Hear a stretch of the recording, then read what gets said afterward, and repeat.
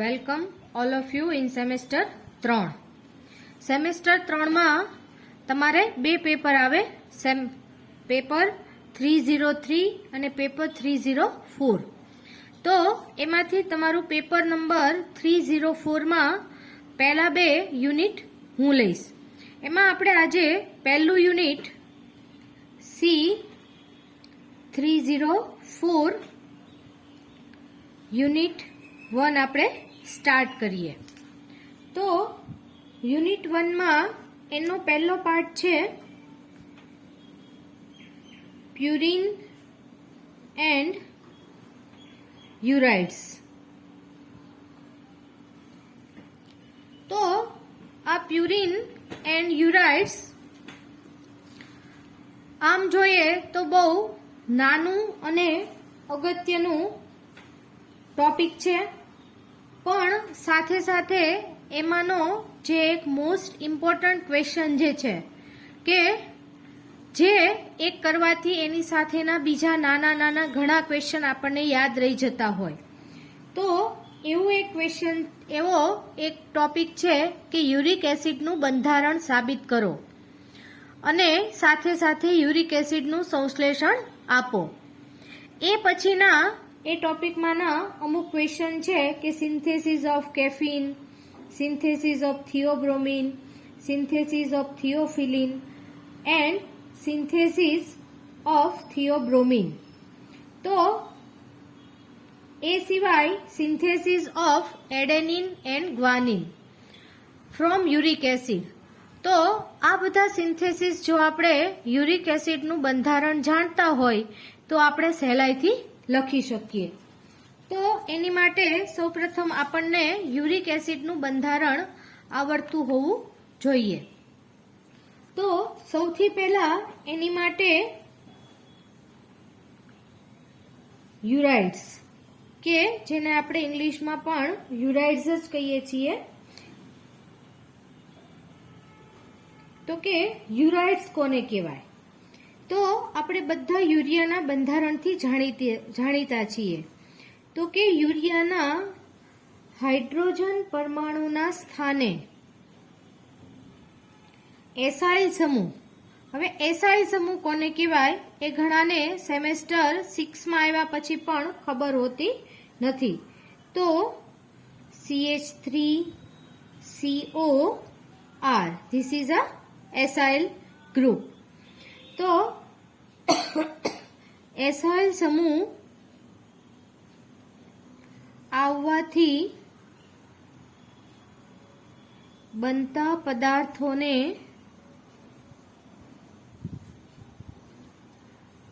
યુરાઇડ્સ સંયોજનો કહેવાય છે. યુરાઇડ સંયોજનો તો કે કેવી રીતે બને? તો કે યુરાઇડ સંયોજનો એસિડ અને તેના વ્યુત્પન્ન. હવે એના વ્યુત્પન્ન એટલે કે એનો ક્લોરાઇડ પણ હોય, એનો હાઇડ્રોક્સાઇડ પણ હોય. તો કે એસિડના આવા વ્યુત્પન્નો અને યુરિયાની પ્રક્રિયાથી યુરાઇડ સંયોજનો બને છે. યુરાઇડ સંયોજનો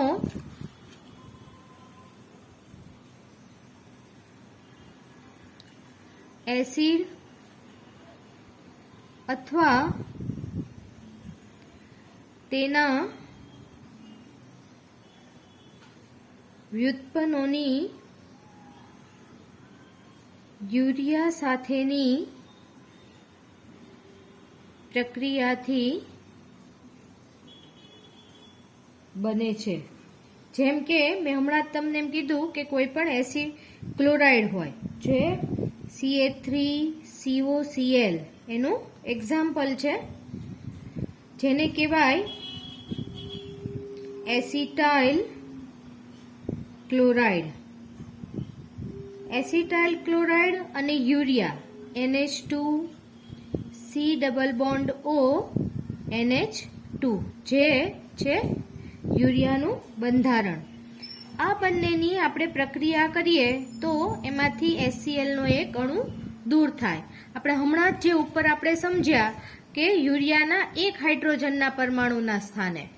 તો યુરિયાનો અહીંયાથી એક હાઇડ્રોજન પરમાણુ દૂર થાય અને અહીંયાથી એક Cl દૂર થાય અને Ca3CO NH C double bond O NH2 જેને કહેવાય એસિટાઇલ યુરિયા અને આવા સંયોજનને યુરાઇડ સંયોજન કહેવાય. હવે કેટલાક ડાયકાર્બોક્સિલિક એસિડ અને તેની યુરિયા સાથેની પ્રક્રિયાથી પણ યુરાઇડ સંયોજનો બને છે.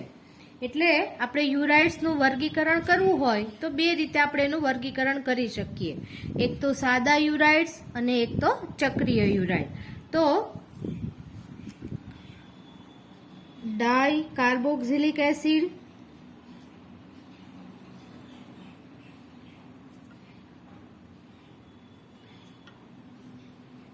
કે તેના એસ્ટરની યુરિયા સાથે પ્રક્રિયા કરવાથી ચક્રીય યુરાઇડ્સ સંયોજનો બનાવી શકાય છે. તો આ બીજા પ્રકારના યુરાઇડ સંયોજનો થયા. એનું પણ આપણે એક એક્ઝામ્પલ લઈએ તો સાદામાં સાદો dicarboxylic acid oxalic acid C double bond O COOH તો જેનું નામ છે ઓક્ઝેલિક એસિડ. આ ઓક્ઝેલિક એસિડ અને urea NH2 C double bond O NH2 મેં આ રીતે એટલા માટે લખ્યું છે કે જેથી પાણીનો અણુ આ પ્રક્રિયા દરમિયાન જે દૂર થાય જે તમને સહેલાઈથી સમજાઈ જાય. તો અહીંયાથી આ એક H2O અને એક H2O અહીંયાથી. આ રીતે આ પ્રક્રિયા દરમિયાન બે પાણીના અણુ દૂર થાય અને આપણને CO NH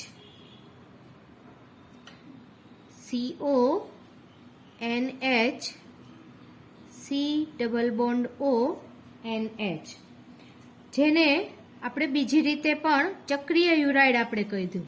તો ચક્રીય યુરાઇડની રીતે પણ આપણે આ રીતે લખી શકીએ CO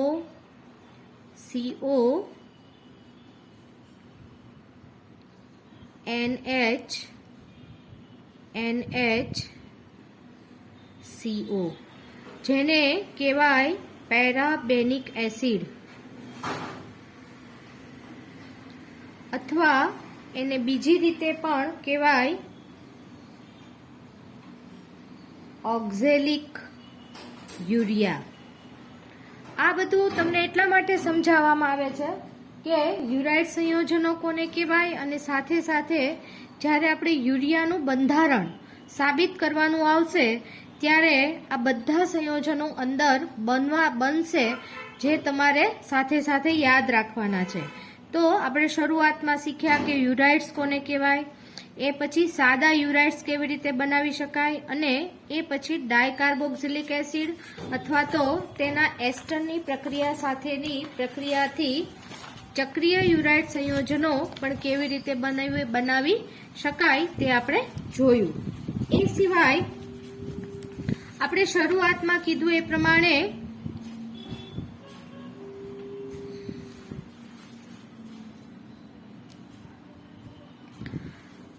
કે ડાયકાર્બોક્સિલિક એસિડનો આપણે એસ્ટર લઈએ તો પણ આપણે ચક્રીય યુરાઇડ બનાવી શકીએ છીએ.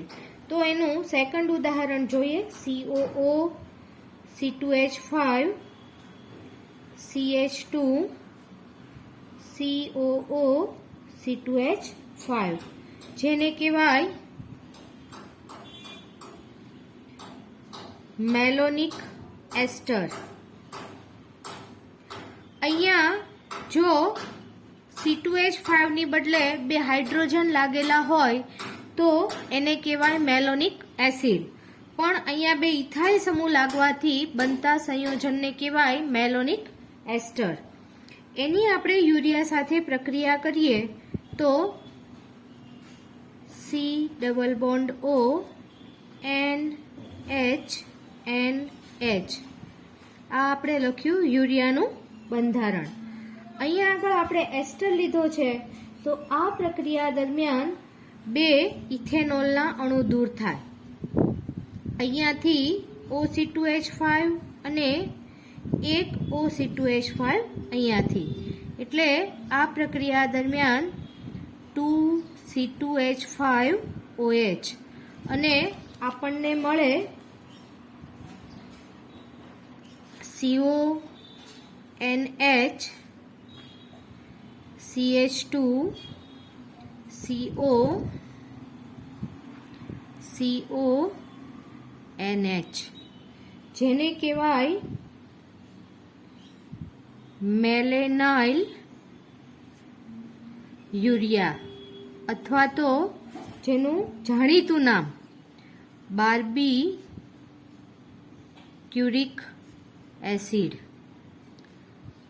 તો આ રીતે કોઈ પણ ડાયકાર્બોક્સિલિક એસિડ અથવા તો તેના એસ્ટરની યુરિયા સાથેની પ્રક્રિયાથી આપણે આ રીતે ચક્રીય યુરાઇડ સંયોજનો બનાવી શકીએ છીએ. હવે એ પછી આપણે એના રાસાયણિક ગુણધર્મો જોઈએ. રાસાયણિક ગુણધર્મો કોના? તો કે યુરાઇડ સંયોજનોના. યુરાઇડ સંયોજનોના આપણે રાસાયણિક અને ભૌતિક બંને સાથે ગુણધર્મો લઈ લઈએ છીએ. તો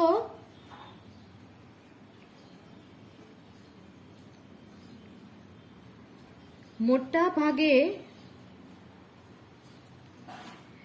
બધા જ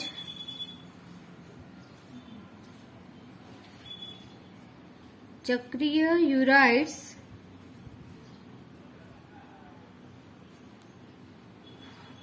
સ્ફટિકમય પદાર્થો છે.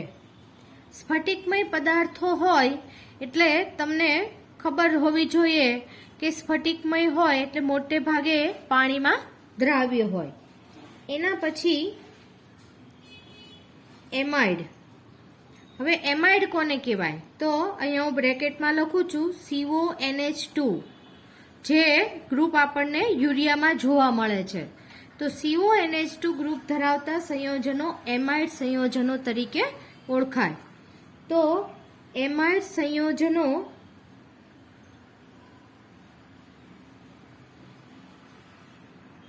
જેમ જ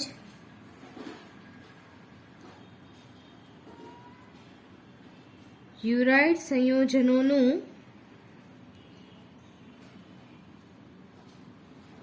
આલ્કલી વડે, આલ્કલી જેને આપણે સાદી ભાષામાં બેઝ તરીકે ઓળખીએ છીએ, બેઝ વડે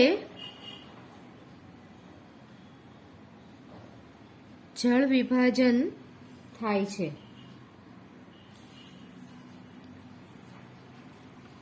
પ્રથમ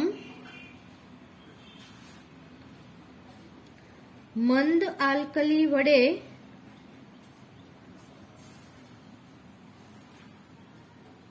ગરમ કરતા,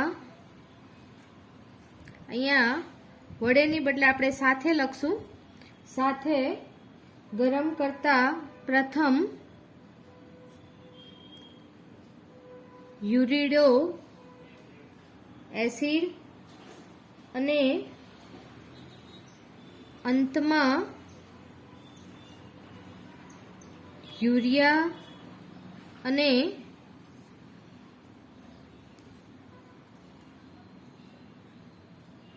ડાયકાર્બોક્સિલિક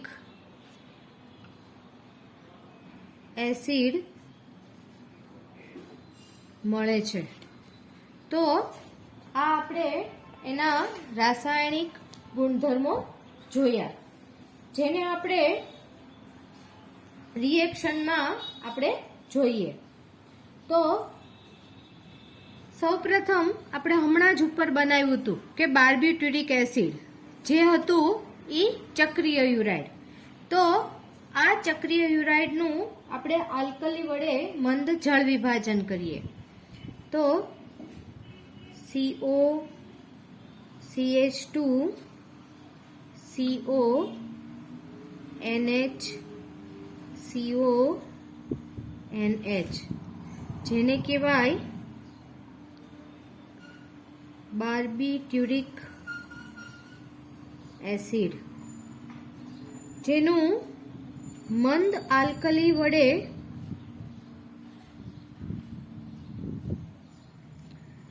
જળ વિભાજન થાય. હવે આ તમારે સાથે સાથે યાદ રાખવાનું કે જળ વિભાજન દરમિયાન શું થાય. તો કે જળ વિભાજન દરમિયાન જ્યારે પણ કોઈ પણ અણુનું જળ વિભાજન થાય અને બ્રેક થાય તો એ દરમિયાન ત્યાં પાણીનો અણુ ઉમેરાય. તો આ બાર્બિટ્યુરિક એસિડનું આ જે મેં અહીંયા ચક્રીય બંધારણ લખ્યું છે એ અહીંયાથી બ્રેક થશે અને આ દરમિયાન જે પાણીના અણુમાંથી OH અહીંયા ઉમેરાશે અને એક હાઇડ્રોજન અહીંયા ઉમેરાશે અને પ્રક્રિયાને અંતે આપણને COOH CH2 NH CO ફરી વખત લખું છું COH CH2 CO NH CO NH2. તો આ સંયોજન મળે જેને કહેવાય યુરિડો એસિડ, જેનું ફરી આગળ વધારે જળ વિભાજન કરીએ તો અહીંયાથી બ્રેક થાય અને આ દરમિયાન પણ અહીંયા પાણીનો એક અણુમાંથી OH અહીંયા ઉમેરાય અને હાઇડ્રોજન અહીંયા ઉમેરાય અને આપણને ડાયકાર્બોક્સિલિક એસિડ અને યુરિયા આપણને મળે. This is a malonic acid and one molecule of urea NH2 C double bond O NH2. તો આ રીતે કોઈ પણ ચક્રીય યુરાઇડ સંયોજનોનું આલ્કલી સાથે આપણે જળ વિભાજન કરીએ, એને ગરમ કરીએ તો પ્રથમ આપણને યુરિડો એસિડ મળે અને એના પછી વધારે આગળ એનું જળ વિભાજન કરીએ તો આપણને ચક્રીય યુરાઇડ્સ જેમાંથી બને છે એવો ડાયકાર્બોક્સિલિક એસિડ અને યુરિયાનો અણુ આપણને પાછો મળે. તો આપણે આગળ જોયું એ પ્રમાણે મેં તમને શરૂઆતમાં કીધું હતું કે યુરાઇડ્સ જે છે એ બે પ્રકારના બને. આપણે શરૂઆતમાં તે યુરાઇડ સંયોજનો કોને કહેવાય એ આપણે જોયું ત્યારે આપણે જોયું. તો યુરાઇડ સંયોજનનું વર્ગીકરણ. તો યુરાઇડ સંયોજનો બે પ્રકારના હોય, એક તો સાદા યુરાઇડ્સ અને બીજા ચક્રીય યુરાઇડ્સ. તો એના વિશેનું પણ આપણે થોડીક જાણકારી મેળવી લઈએ. સાદા યુરાઇડ્સ કોને કહેવાય, જેને ઇંગ્લિશમાં કહેવાય સિમ્પલ યુરાઇડ્સ. તો મોનોકાર્બોક્સિલિક એસિડ, મોનોકાર્બોક્સિલિક એસિડ અથવા તેના વ્યુત્પન્ની યુરિયા સાથે પ્રક્રિયા કરતા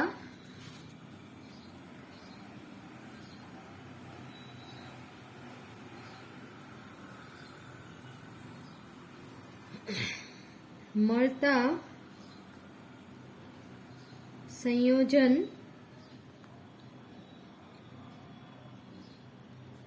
સાદા યુરાઇડ તરીકે ઓળખાય છે. તો એનું આપણે એક ઉદાહરણ આગળ તો લીધું હતું, આપણે એનું બીજું એક એક્ઝામ્પલ જોઈએ કે CH3COCl એસિટાઇલ ક્લોરાઇડ, જેની આપણે યુરિયા સાથે પ્રક્રિયા કરીએ Na2CO NH2, તો આ પ્રક્રિયા દરમિયાન HCl નો એક અણુ દૂર થાય, એક હાઇડ્રોજન અહીંયાથી દૂર થાય અને આ ક્લોરીન દૂર થાય અને Ca3CO NHCO NH2, જેને આપણે કહીએ એસિટાઇલ યુરિયા, જેની ફરીથી જો એસિટાઇલ ક્લોરાઇડ સાથે આપણે પ્રક્રિયા કરીએ CH3COCl, તો આપણને ડાયયુરાઇડ સંયોજન પ્રાપ્ત થાય, એસિટાઇલ ક્લોરાઇડ. તો આ પ્રક્રિયા દરમિયાન પણ HCl નો એક અણુ રિમૂવ થાય અને CH3CO NH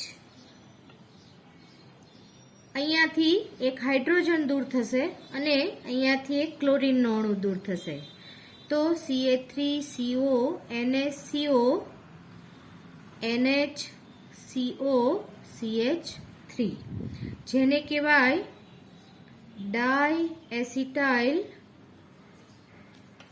યુરાઇડ. તો આ હતો સિમ્પલ યુરાઇડ. સાદો યુરાઇડ આપણે ફક્ત એસિટાઇલ યુરિયા પણ બનાવી શકીએ અને એની ફરીથી આપણે મોનોકાર્બોક્સિલિક એસિડના વ્યુત્પન્ન સાથે પ્રક્રિયા કરી અને એનો ડાયએસિટાઇલ યુરાઇડ પણ બનાવી શકીએ. હવે જેનું આપણે બીજું ઉદાહરણ જોઈએ, બીજા પ્રકારના યુરાઇડ જોઈએ, જેને કહેવાય ચક્રીય યુરાઇડ્સ, અને ઇંગ્લિશમાં એને કહેવાય સાયક્લિક યુરાઇડ્સ. તો ફોસ્ફોરિક ક્લોરાઇડ POCl3 ની હાજરીમાં ડાયકાર્બોક્સિલિક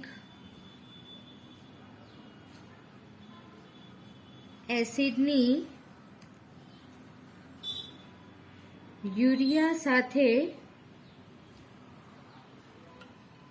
ડાયકાર્બોક્સિલિક એસિડ અથવા તેના વ્યુત્પન્નની યુરિયા સાથે પ્રક્રિયા કરવાથી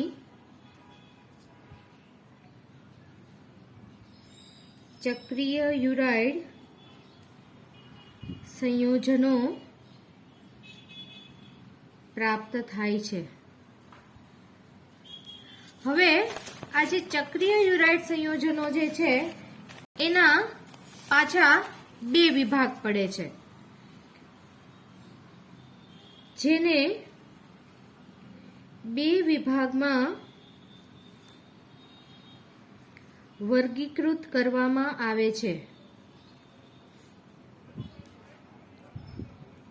પેલું તો એમાં ફર્સ્ટ 5 સભ્યવાળા ચક્રીય યુરાઇડ. હમણાં આપણે આગળ જોઈ જ ગયા છે પેરાબેનિક એસિડ, તો એનું સ્ટાર્ટિંગ મટીરિયલ છે ઓક્ઝેલિક એસિડ, સાદામાં સાદો ડાયકાર્બોક્સિલિક એસિડ, જેને કહેવાય ઓક્ઝેલિક એસિડ, અને એની આપણે યુરિયા સાથે પ્રક્રિયા કરીએ NH2CO NH2. તો આ દરમિયાન બે પાણીના અણુ દૂર થાય અને આપણને પેરાબેનિક એસિડ પ્રાપ્ત થાય, NH2CO NH2. C double bond O, parabanic acid. અહીંયા આગળથી આ OH અને યુરિયાના બંને એમાઇન સમૂહમાંથી એક એક હાઇડ્રોજનનો પરમાણુ દૂર થાય. એ પછી બીજો પ્રકાર છે જે છે 6 સભ્યવાળા ચક્રીય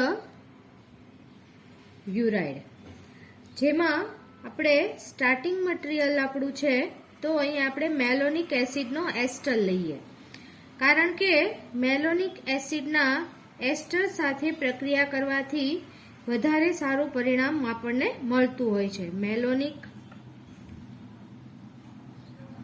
એસ્ટર જેની NH2CO NH2 આ પ્રમાણે યુરિયા સાથે પ્રક્રિયા કરવાથી 2 ઇથેનોલના અણુ દૂર થાય. OC2H5 અહીંયાથી રિમૂવ થાય, એક હાઇડ્રોજન અહીંયાથી રિમૂવ થાય. એ જ પ્રમાણે એક OC2H5 અહીંયાથી અને એક હાઇડ્રોજનનો પરમાણુ અહીંયાથી રિમૂવ થાય અને આપણને પ્રક્રિયાને અંતે NHCO NHCO CH2CO. It is known as barbituric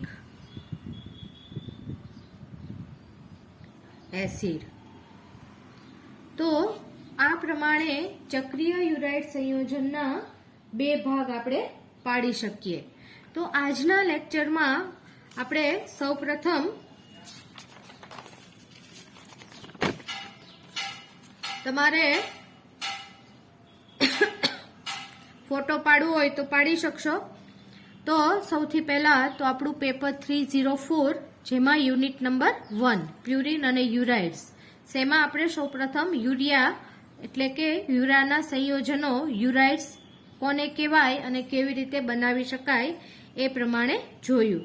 એ પ્રમાણે મોનોકાર્બોક્સિલિક એસિડ અને ડાયકાર્બોક્સિલિક એસિડમાંથી કઈ પ્રમાણે યુરાઇડ સંયોજન બનાવી શકાય તે જોયું.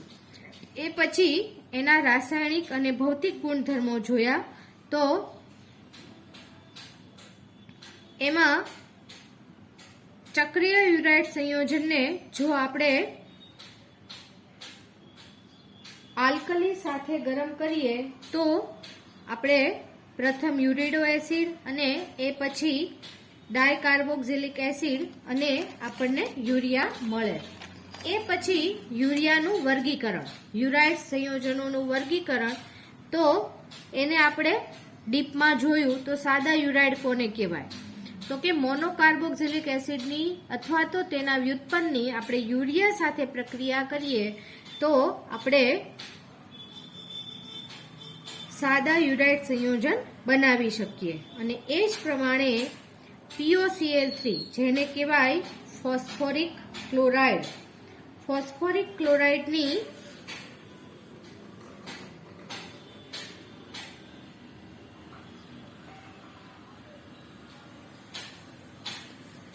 ડાયકાર્બોક્સિલિક એસિડ અથવા તો તેના વ્યુત્પન્ન સાથે યુરિયા સાથે પ્રક્રિયા કરવાથી પણ આપણે ચક્રીય યુરાઇડ સંયોજન બનાવી શકીએ. તો એના પાછા આગળ 2 રીતે વર્ગીકરણ થયું, 5 સભ્યવાળા ચક્રીય યુરાઇડ્સ અને 6 સભ્યવાળા ચક્રીય યુરાઇડ, પેરાબેનિક એસિડ અને બાર્બ્યુટેરિક એસિડ. આ બધા નામ, આ બધી પ્રક્રિયાઓ તમારે યાદ રાખવાની છે, કારણ કે આ બધા સંયોજનો આગળ જ્યારે આપણે યુરિક એસિડનું બંધારણ સાબિત કરીશું ત્યારે તમારે એમાં આવશે. હવે નેક્સ્ટ લેક્ચરમાં પ્યુરિન સંયોજનો કોને કહેવાય એ જોઈશું અને એના પછી યુરિક એસિડનું બંધારણ આપણે સ્ટાર્ટ કરીશું. Okay, thank you.